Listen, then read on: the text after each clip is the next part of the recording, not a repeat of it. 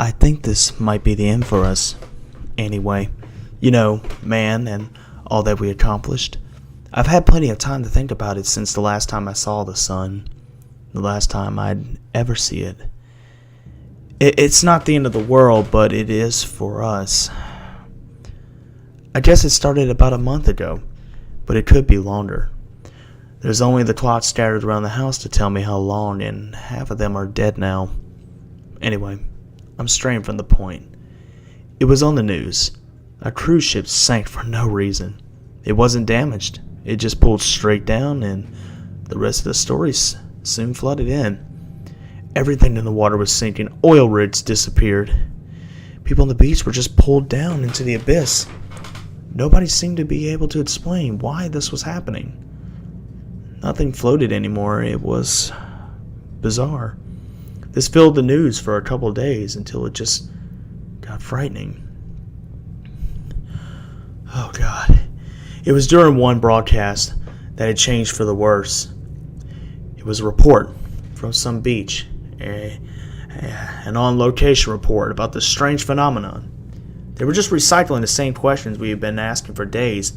Suddenly, panic seemed to grip the face of the reporter. She screamed as the camera quickly tilted down. Her feet were sunk into the sand, down to her shin. I remember smirking, thinking it was just some overly sensitive reporter messing up. But then the camera dropped. The remaining 10 or so seconds that followed, not just the reporter sinking in the sand, but all of them. The whole media circus had been descended on the beach to cover the same story. The reporter, who was down to her shin a minute ago, was now down to her chest. The shot of writhing, screaming, sinking people ended shortly as the cameraman was engulfed by the sand. The news stayed on for a few more days, but there was nothing to say. Some blamed sinkholes for what happened on the beach, while others argued against them from the safety of their own downtown studio. The news was a waste of time now. It was much easier to look out the window. It was more or less a ghost town outside. Everybody was inside, afraid to leave their homes. It didn't make sense. The roads and pavements were being absorbed by grass and dirt. Street signs and traffic lights were being consumed by the plants. Houses weren't exempt either. And some people tried to run, jumping from rooftop to rooftop, looking for a higher ground. Occasionally, while flickering through what was left of the television broadcast, you would see skyscrapers that became refugee camps. I made one trip out of the house since it started, across the rooftops. And it was an attempt to get supplies from a nearby supermarket, but that plan seemed to be a waste of time. The store was a husk by the time I got there. It was looted and pillaged. There was all this evidence. I needed to see how bad this whole thing was. It's easy to be in denial about something like this whenever this was, until it really seemed to affect you. When I got back to my house, I noticed something. My car was gone.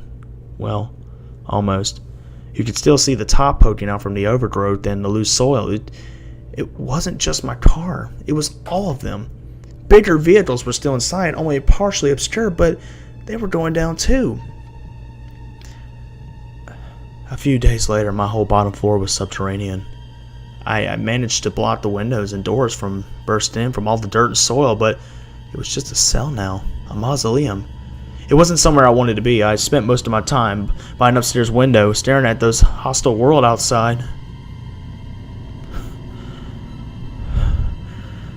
My neighbor died yesterday. He fell off his roof and was swallowed by the earth. He's not the first to do that either. What made it notable was why he fell. He was trying to stop his dog from getting outside. The dog's fine, or I assume so. It ran off. Animals aren't affected. This is our fate. The nihilistic little discovery was too much for me to bear. This whole thing was a living nightmare. I hit the bottle hard and passed out for the night. When I woke up, my hand pounded in darkness.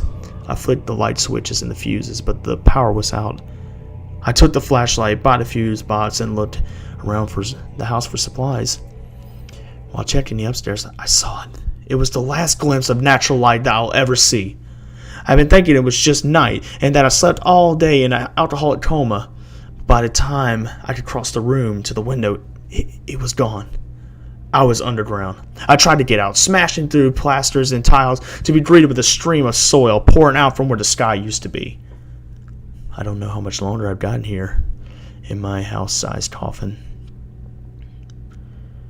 There's only so much food and air.